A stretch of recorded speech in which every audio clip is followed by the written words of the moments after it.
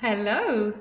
Hello, welcome to our third podcast. Actually, this is crazy. I think we're getting a bit more comfortable making this podcast. I'm Krista. And I'm Dallia, and we are neuro nomads. We're two moms that are expats, and we are parenting neurodiverse children and living all over the world and on this journey together. We're helping and supporting each other in our journeys, and we used to live next door to each other, and we used to be able to help each other in person and listen to all our sorry tales and all our exciting tales.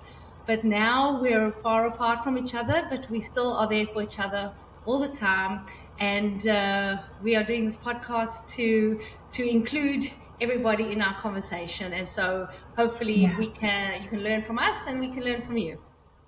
that's right. Yeah, I'm a military expat with 5 children. 4 of them are neurodiverse, and Dalia has lived in 9 different countries, I believe, and she has 3 neurodiverse children. So between us, we have a lot of funny stories and a lot of good things to share. So please join with us today. We're going to talk about getting a diagnosis. And between Dahlia and I think we've had experiences with trying to get a diagnosis or getting a diagnosis in like 5 different countries, Yeah, a few different something like countries. that. Yeah. Yeah, 3 for me. And I think how many? So you had, yeah, Yeah, at least three or I've had a couple of diagnoses in different countries, and we will discuss them and the benefits of getting them. And so, yeah, it's been a few countries. yeah, Because also after a couple of years, if you move countries, the school wants a new diagnosis, an that's right. updated diagnosis. So we've had to do updated diagnosis as well. So all the way Yes. from now that we know we've discovered that we're a neurodiverse family, what then? Like, do we Yeah. get them diagnosed? Do we need to get them diagnosed? Is there benefits for a diagnosis? Is there benefits for not getting a diagnosis? Yeah. Because some people are very afraid of the stigma of Yeah. getting a diagnosis, and a lot I of definitely was people there. are afraid of admitting to themselves, Yeah. be admitting to their kids and telling their kids, look, you're actually officially different to other kids. Yes. So there's a lot of fear and anxiety around actually once you've discovered that there's something different about your child, that fear of getting your kind of worst fears confirmed by Yeah. going and getting an expert. But Yeah. I'm from the camp of I like the diagnosis because it takes away the guilt that you've done something wrong as a parent. Yeah. That um, there's like a reason why things are the way they are, and also you can then understand what tools are available to you and your child. And so I'm a big proponent for getting a diagnosis. So I think we should start with you, Krista. So Okay. last week we spoke a little bit about you discovering that your children, with your oldest O, and then your next one, discovering a little bit that they were struggling, and I think you've got one or two more children that you wanted to talk about. Discovering that they were struggling a little bit at school, and it all kind of Mhm. happens congruently, because once you start noticing with one, you start realizing that the struggles are very similar with another one. For me, it was all came together. And then talk about a little bit about like what made you decide to seek diagnosis, ranging from your oldest one down to your most recent one, which is, if I'm not mistaken, a very recent diagnosis, like in the last couple of weeks or so. Yeah. Okay. Yeah. That's great. Thanks, Dal. I'll talk about. So I have 5 children.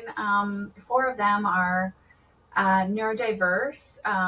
3 of them are on the spectrum, and one has like auditory processing and some other kind of neuro like sensitivity to like touch and tags, and but not officially diagnosed autistic.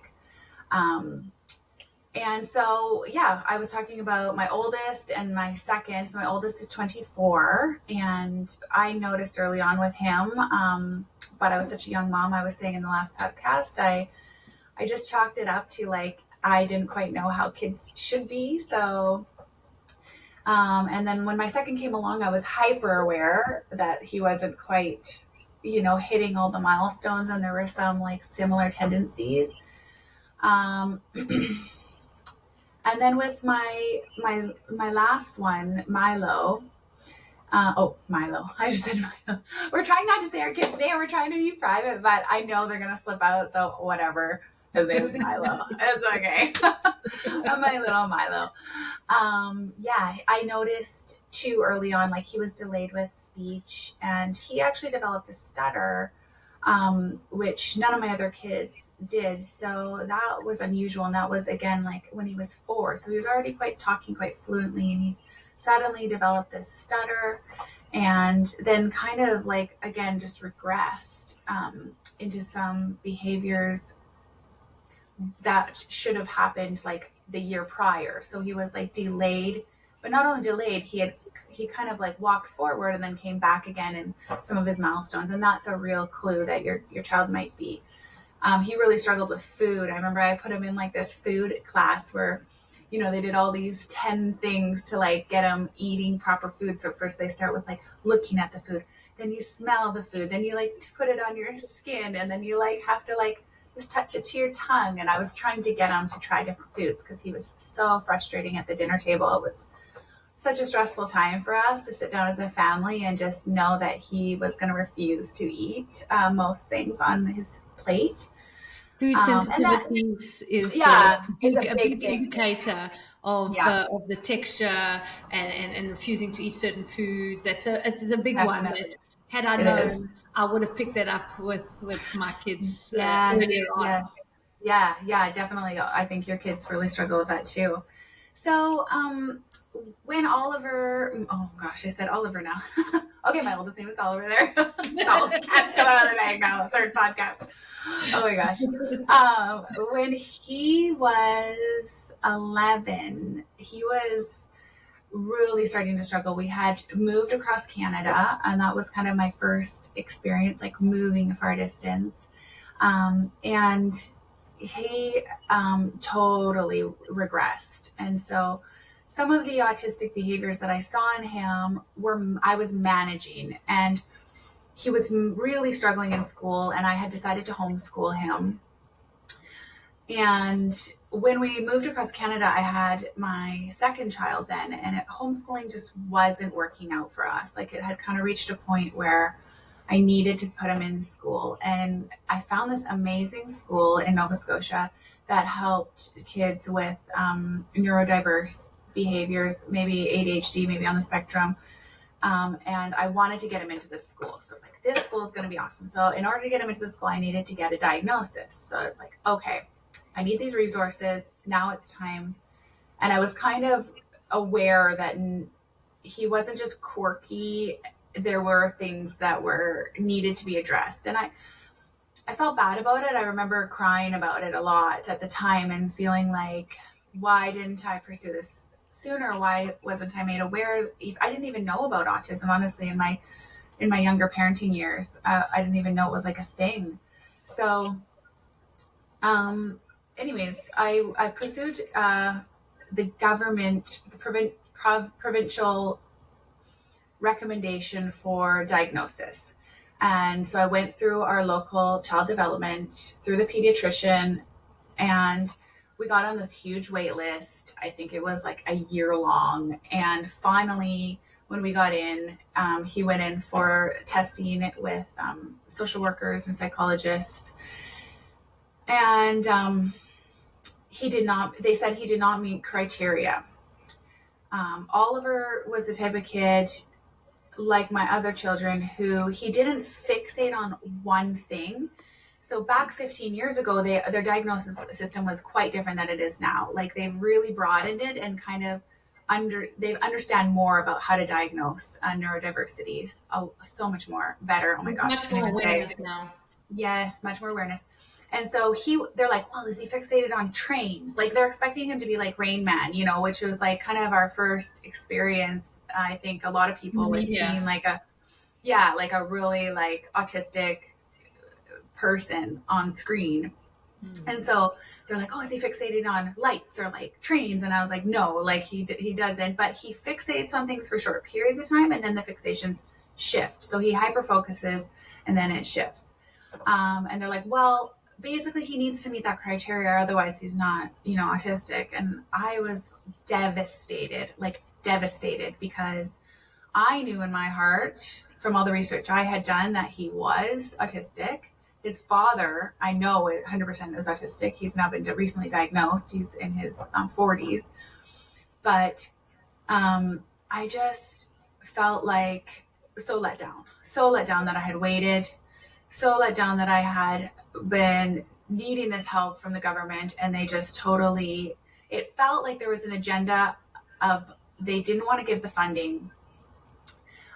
These people had been hired by the government to make the criteria so tiny because they didn't want to deal with the crisis that was rising up at that time. Like a lot of kids were getting diagnosed, ADHD, autism, all of that. And the school system was overwhelmed. They didn't know how to deal with it. So they were just...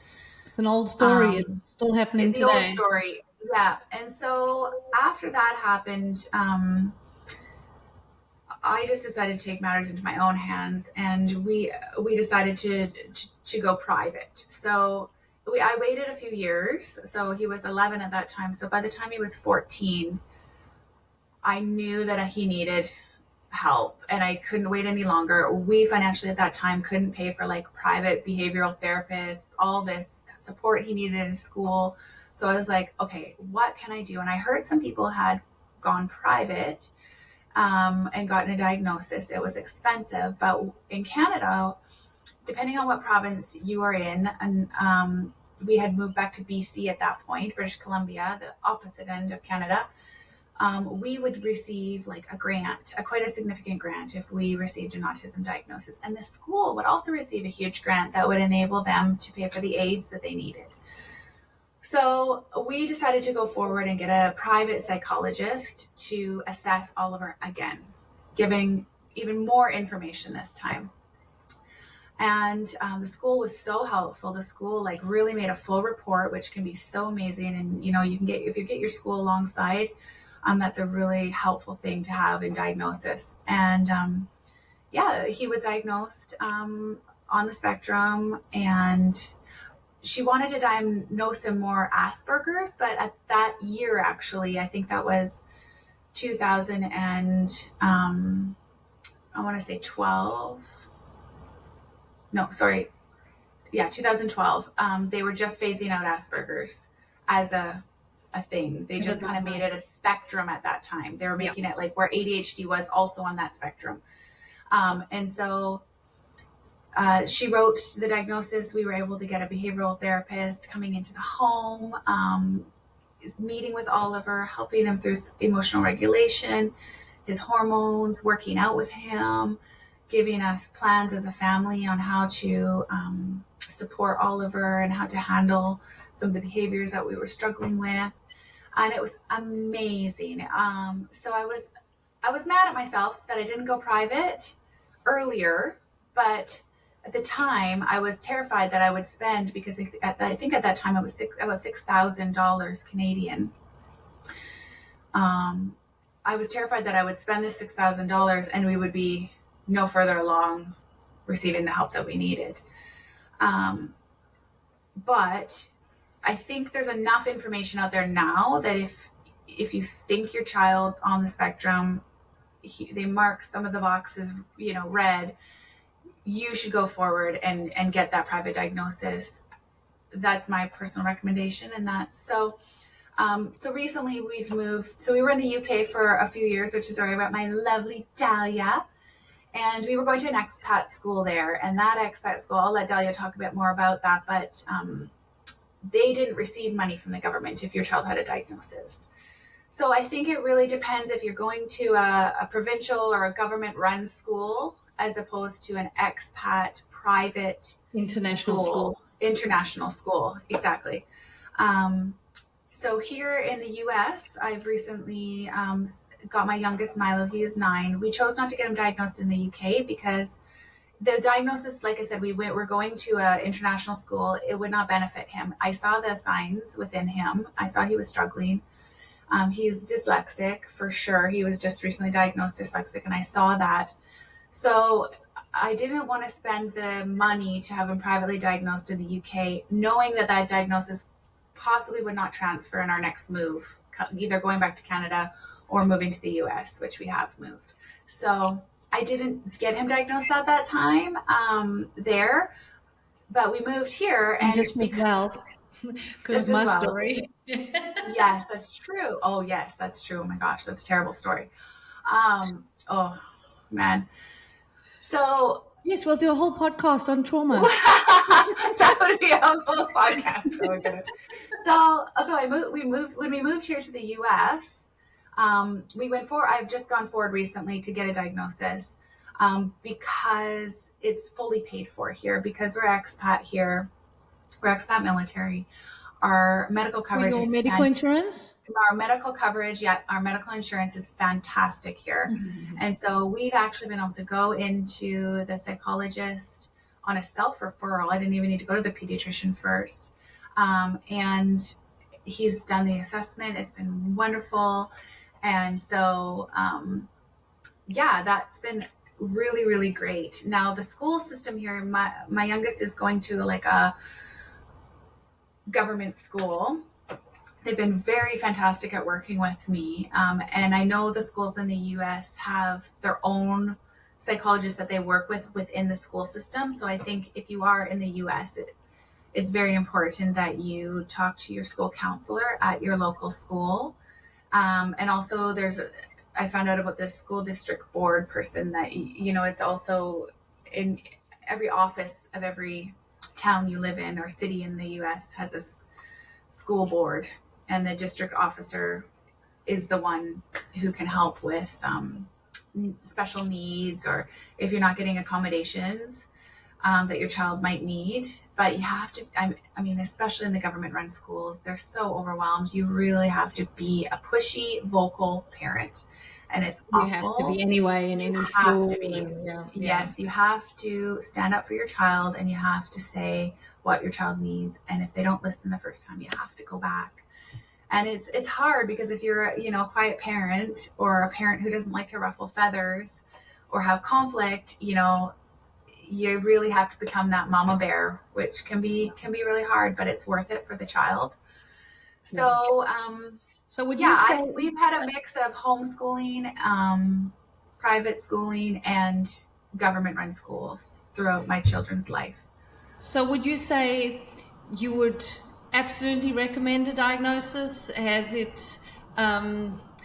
has it made you feel, as opposed to, kind of accepting that your kids are officially autistic or ADHD or whatever it is that they've been diagnosed with, as opposed to kind of wondering what it is or trying to sweep it under the rug? Because I know our styles have been a bit different. When you go to schools, you haven't really gone in and said, okay, this is what my child needs. Maybe now you have, but in the past you didn't. And then, whereas I'm the total opposite. I'm like, because I learned, one thing I've learned through this whole process is that if somebody tells you who they are, believe them. Yes. So there's schools that are exclusive international schools, and they get all these great results, and you go and you visit the campuses, and they're like, oh, we got this such 99% pass rate in final year of school, and la la la la. Those schools do not teach. They just teach the best kids, the kids that don't need help. And that holds very little respect for me. So I go to the schools now. I've learned, not in the beginning, but I've learned now that I go to the schools. I say, this is what my child needs. Can you help me? Yes. And if they say no, I say, thank you, this is not the school for me. And I overstate their needs. And I say, my child needs this, this, this, and this. And if they say, yes, we can accommodate him. Yes, we would like to help him. Yeah. and we can help your child learn and Yeah. meet him where he's at. Yeah. That's when I say this is the right school for me. And we always find that when he starts school there, they will say, "Oh, he's like not as bad as you were making out." Um, so they're always pleasantly surprised because he got Yeah. such a late diagnosis. My youngest one got such a late diagnosis because he looks at you in the eyes. If he's comfortable with you, he talks to you, and he's a very funny, personable kid with a fantastic Mhm. sense of humor. So, then they meet him and they're like, "Oh, what were you on about?" But then as he settles in and he gets more comfortable with his teachers and stuff like that, then he does obviously display, he unmasks a bit. And then Yeah. going through the year, they start seeing what I was talking about and they realize. Yeah. And I think Yeah. with my youngest especially, people see that sometimes he can act normal, and so they grossly underestimate how disabled he actually is.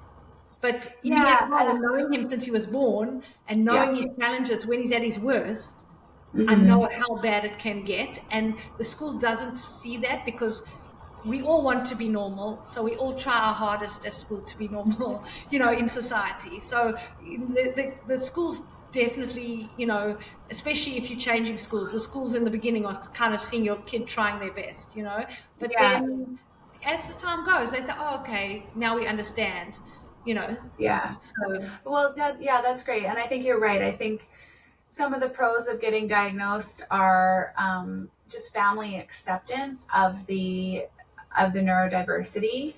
Um, I think that coming to grips with it yourself, it's nice to get that piece of paper or that professional like looking you in your face and telling you like you're not crazy. Like I see this too. This is a real thing. This is how your child's brain works, and here's some of the resources to help you. So I think that's a definite pro for getting diagnosis. Some of the moms that I've talked to over the years, and definitely how I felt at the beginning with my oldest, was, oh no, if I get him diagnosed, he's gonna have this stigma on him, and everywhere he goes, they're gonna like look at him like he's handicapped, and I just didn't want that, and I think that's old thinking. I think that now, especially since COVID, like mental health and conversations around mental health um, and challenges around that are much more free to talk about and accepted. And I really love that. So that was definitely when I was younger. I definitely was scared of diagnosis. And then as I saw how my child was struggling and that I couldn't do it alone, I needed resources and I needed to say out loud, my kid is melting down for hours at home. I've locked myself in my house. I'm scared to talk about it because, I'm scared I'm going to be judged or he's going to be judged or people, the screaming through the walls. I remember living in like a condo and like, thinking they're going to think I'm beating my child. They're going to call social services, um, yeah, I think I was so concerned about kind of hiding the weirdness during the younger years. And then I just came to a point where I was like, you know what? I have to get help. And the freedom that I felt once I actually moved forward and got the help and began to learn about autism, began to learn about some of these challenges and how I can help and the things I could do, I felt terrible that I hadn't been open earlier. And so I promised myself that if my other children ever needed to get diagnosis, if I ever saw that, I would be much more open about it. And as far as, so I think, private, there's a lot of pros and cons. I kind of shared a lot of them, but for me, going private, I think really outweighs waiting on the government for the funding to come through. So, especially as an expat, I think I will yeah, share my story about trying to get my yeah, child diagnosed in England, yeah. the NHS versus a private diagnosis. And I'm so sorry. I hear like a beeping noise, but can you hear that?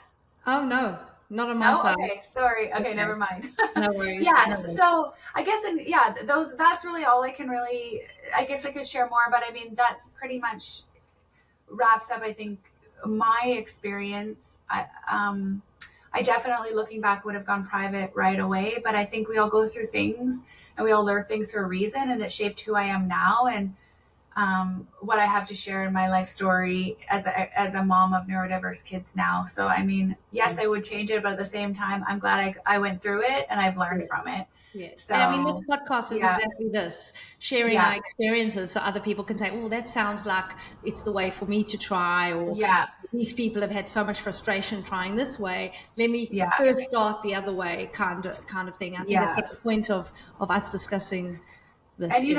like, we didn't have much money when I had to get Oliver diagnosed. And I remember going to the grandparents and saying, like, hey, like, we have to get this diagnosis. It's going to be like this much money. Would you mind contributing any amount? We had to reach out because we didn't have like thousands of dollars at that time sitting in our bank account. We were just newlyweds starting off, a young family.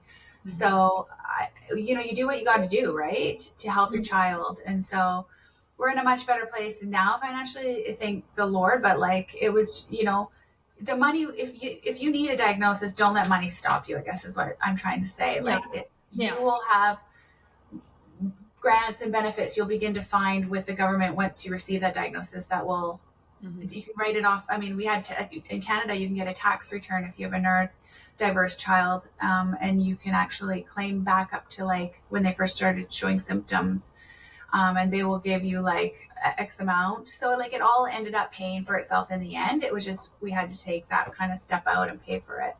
So yeah. Anyways, so what's your experience, Dallia? Thanks for letting me share so much. So I will just quickly touch on, we've got different diagnoses for different kids in many different countries. So I would say the first time we ever explored diagnosis was in Japan.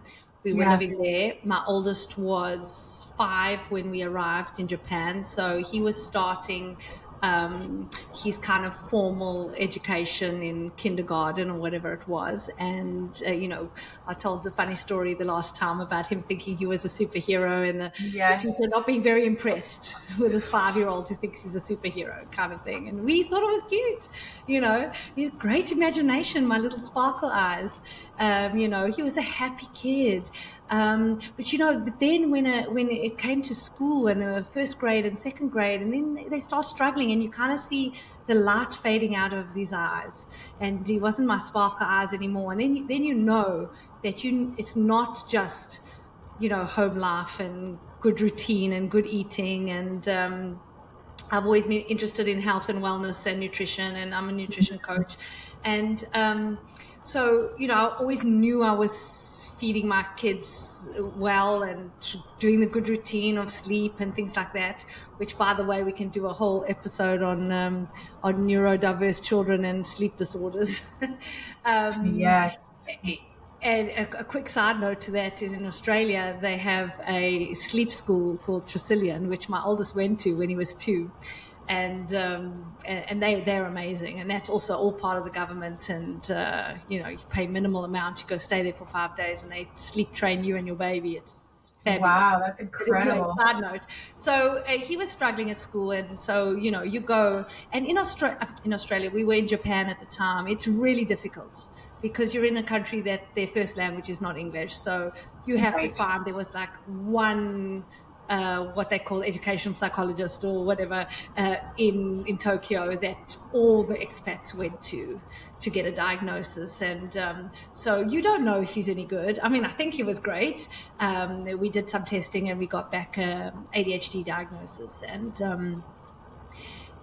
so that was the journey for diagnosis, and it was great because it took away the feelings of guilt and think that it's not you're doing your best, and it's it's good. What you're doing is good. You're a good parent. You're trying the best for your kid. It's not his fault. It's how his brain works.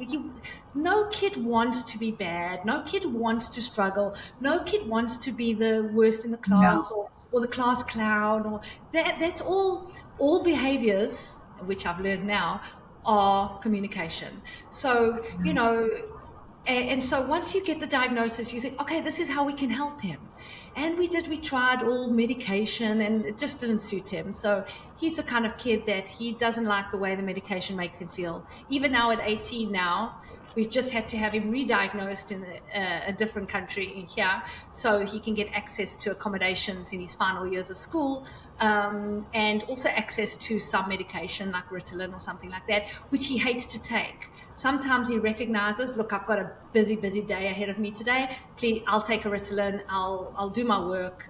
But he hates the way it makes him feel. So he takes it, I would say, once every 2 weeks if he knows he's just got to get stuff done. But then he feels terrible. He just, and I'm grateful for that because, there's a lot of, issues with neurodiverse kids and having dependence on medication. And I hear a lot of autistic and ADHD adults saying that, if put some alcohol in them and they're neurotypical for a few hours because all that social anxiety goes away and things like that. So, I mean, my son is 18 and he stays home and he doesn't go to parties and drink and things like that. I always know where he is, and for that I'm so grateful. So in a way, it's been a little bit more difficult because he hates the medication, but in a way I'm grateful for it, and he's been able to be very successful, and he recognizes his struggles. After Japan, we moved to South Africa, and then we had him re-diagnosed again because now we're in a English-speaking country, and he went to a school there with the American curriculum, and they were a fairly newish, small school, and they didn't have the resources to help him. And this is where I say, where it comes in, if somebody tells you who they are, believe them. They were very much of a school like, if your child must fit the box, so do what you need to do. Diagnose him, medicate him, but he must act like all the other kids in the school. And at 11 years old, he was like anxious and hating school and crying. And that's, I believe children are like flowers. If they are not blooming, it's because they're in the wrong environment, not because there's something wrong with them. And as soon as you put them in the right environment, then they flourish. So I changed schools for him into a more inclusive school where they had therapies in the school and stuff like that. And we'll do a whole episode on school choices. And then he flourished. And unfortunately, we were only in that school for a year. And in England. And then in England is when my youngest one was showing signs of, and during COVID and stuff like that, and it was a whole thing where we ended up getting a diagnosis. There's like over 2-year wait to get a diagnosis through the NHS in England, and so that wasn't an option because your child's not getting helped. And the school was really pushing. They were at an international American school in England, and they were very much pushing to get a diagnosis of something. They're like, we need to know what his struggles are so that we can help him. And we're like, yes, we all want to help my child. And it's another one of those stories where you get called into school and he's doing this wrong, and he's not doing this, and he's not doing that, and he's struggling here and there, and we all want to help you. And it's very much like, we are the professionals. You need to step up your parenting game. And I also got that message, and our kids were in the same school, and they were just very much pushing. It's a school that I highly recommend you do not send your children to if they are neurodiverse. I mean, because they just want the international expat kids that are going to perform and give them the good results. And and once we got I went to like a educational psychologist. I don't even know what she was. That lady that you're. She was a doctor. That specialized she was a specialist medical doctor in the brain and kids and disabilities and stuff like that. And I went to her to see like what. Is it dyslexia? Is it ADHD? Is it learning difficulties? And she came back, and this was all private because we were at a private school. And she came back and said, we see enough here to warrant an autism assessment.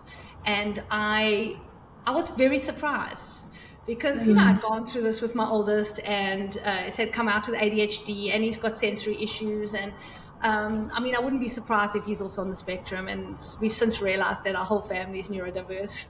Yeah. But, so I was quite surprised because he makes eye contact to me, and to people that come into our house, and he talks to people, and he had friends, and I thought it was just like learning difficulties that was holding him back. But we came out with an autism diagnosis, and through that I realized that my middle one was autistic without ever having to diagnose him, and he is on a savant level of academics. So he gets 100% for everything, well, anything math or science related. And so I realized that he's definitely autistic, but I've never felt that I've needed to get him a diagnosis because he's never needed that like support at school. If that ever changes, if I feel like he needs a diagnosis, I know it's easy to get one. And so I really, really advocate for diagnosis. Unfortunately for my youngest, and unfortunately for my family, my entire family, the second we got the autism diagnosis, the school basically bullied us out. It was about 6 months from diagnosis to them saying, look, we can't help him. And they actually made it an unsafe place for him. And I ended up a whole other story that we can talk about trauma. But that is actually what made me want to do what we're doing now and advocate for that kids that are neurodiverse, because I felt as an expat family, a neurodiverse family, we were more vulnerable because it wasn't our country. We didn't have the support. If in England your children start in the pre-K or whatever the baby school is in England, and then they start seeing these issues with your child, they start referring your child to the NHS, to the things. And so when they're 3, 4, 5, so maybe it's a 2-year wait, but by 7 he would have had a diagnosis through the NHS. We would have known to the system, and then opened up a whole nother can of worms when we moved him out of that school into a government school, which is a whole nother story. And then the council, they have fantastic laws in the UK about helping neurodiverse kids, but the council's got no money. So when we went to the council and we said, we have this child, we have a diagnosis, he's autistic, he's dyslexic, he's dyspraxic, and we need your help, he needs help to learn. And they said, oh, well, we don't know you because you haven't come through the NHS system, so you are not known to us. And we don't have money, so no. And we've had to go to tribunal and things like that. Eventually, I left the country because I'm lucky. We're lucky that we had that availability to us, that we left the country in order to find a better place for our neurodiverse family to thrive, rather than fight within the system. If the system's too broken, sometimes you've just got to move on and find the best place for your family. No, and it's such a lovely story. I'm excited for you to share more about kind of the UK and give more enlightenment, maybe help some of the parents that might be listening from the UK to kind of navigate some blockages that they might be experiencing. So for you, when you got diagnosis, what would you say the pros were for you guys for receiving diagnosis? The pros is once I had that autism diagnosis, I think it was late 2021. So we had gone through COVID, and it was like a weight off my shoulders. Through COVID, I was trying to teach an autistic, dyslexic child to read, a 6-year-old to read and write, and it was so frustrating. And we can do a whole 10 episodes on the trauma of being parents of these kids and trying to teach them, so it was a big weight off my shoulder that, what I had gone through was not because I'm bad or we're a bad family or something like that, which the school did try and make us feel that way. And they tried to make him feel bad for being autistic, like the behaviors he was displaying, they were talking about like bad behavior, as opposed to this child is not coping, we need to meet him where he's at. And anyway. So a pro was like, I think you're saying the pro was the weight off your shoulders, the realization that your child wasn't bad, and the school was trying to make you feel this. It was your child has all of these, his brain is struggling, and he has a disability, and he needs help, not blame, and not blame on you guys either. Yes, exactly. And why I felt so let down by this school was that we were vulnerable and we needed help, and they were the opposite of that. Instead of helping us, they alienated us, and and that was so traumatic for my poor child, for me, and for the older boys who were still. Once I pulled my son out, we were there another year for my older boys, and it's just so difficult for them. My oldest one didn't want to be re-diagnosed because of what had happened with my youngest one, and so he's got this whole trauma about the stigma of being neurodiverse, and he says, "Oh, I'm fine, I'm like, we need Jay, we need to help you." And he's like, no, I'll just work harder. He wants to ignore. He wants to overcompensate. He wants to ignore his diagnosis because of the trauma we had. The positives, I think that's an age and stage thing too, isn't it? When they're teens, it's a bit harder. I think when they're younger, it's easier for them to accept this is who I am, which is another pro of getting diagnosed early, isn't it? Yes. To help them embrace this is who they are. Yeah. Is that I decided to stop whatever I was doing kind of work-wise and to educate myself and to become a full-time advocate for my children. And throw all my energy into helping my children. And now that we're getting better, my husband's home, now that we're getting better at settling in, now I have the energy to be able to advocate for other children as well, and bring awareness to the whole schooling system, the international schooling system for neurodiverse children. And I can help and be a liaison maybe between our school and the neurodiverse families, and advocate for neurodiverse families. I found an amazing school in Abu Dhabi, and I've gone in there guns blazing, like over-harping how much each of my kids struggle, because my middle one doesn't struggle with school at all, but he gets ignored, his actual needs gets ignored because he's so intelligent.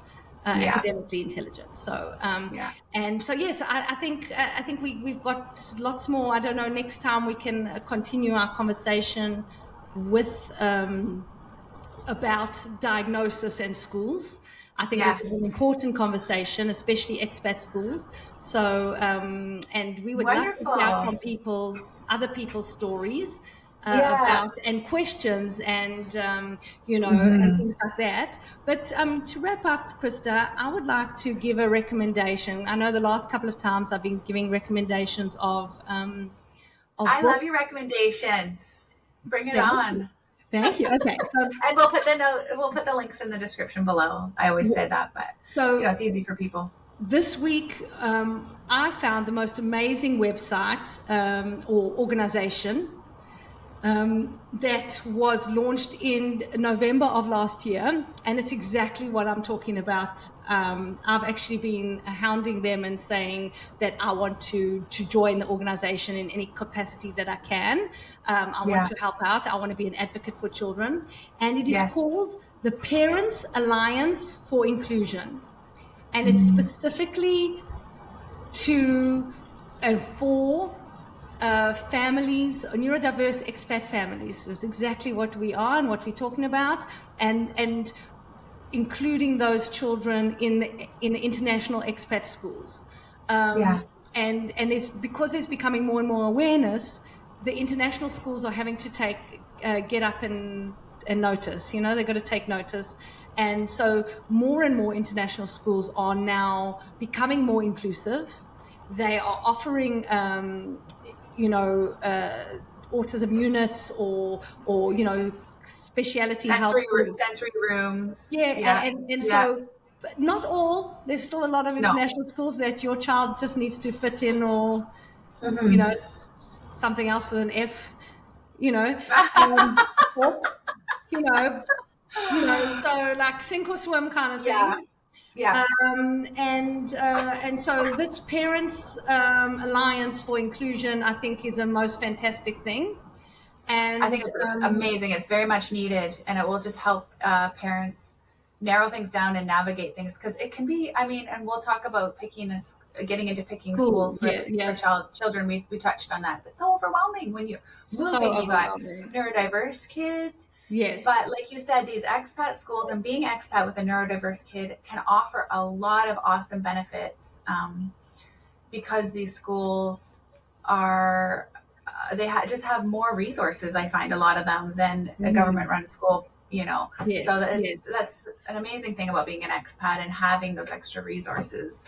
No, exactly. And a lot of the times we are lucky enough for our companies to pay for the school fees. So then you have extra money available to you for the private, like OT sessions and things like that. Or to pay for a one-to-one aid.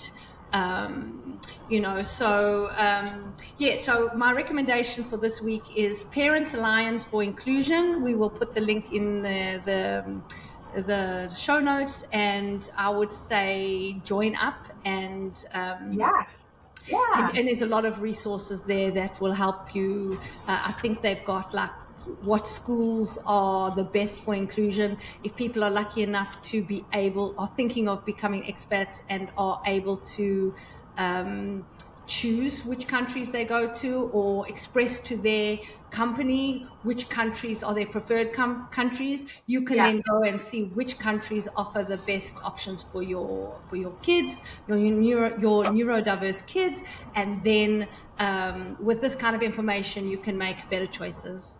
That's right. Oh, I love it. Thanks, Dal. So helpful as always. And we just want to thank you guys for joining us. We just want to send our love and support, and just say that if you're tuning in for the first time, you are not alone.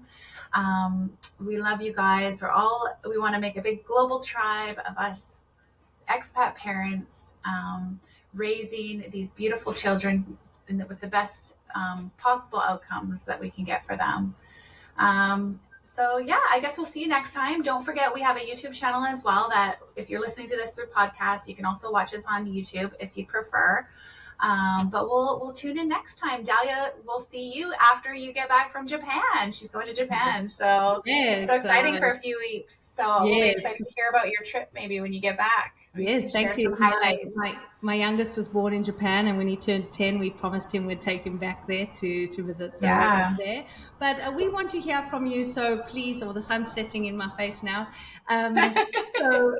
Please email us at 2 neuronomads@gmail.com if you have any questions or ideas, or tell us your story. We would love to read out some stories on our podcasts and discuss other people's stories as well, because that's how we support each other, by listening to different stories, hearing different information. If you've got any great websites or tips or great schools that you recommend where you're getting fantastic help, please let us know. Comment in whatever platform you're watching or listening to this on. Please comment and talk to us. Let us know what you're thinking and what you want to hear from us, and we'll continue our conversation with each other and supporting each other.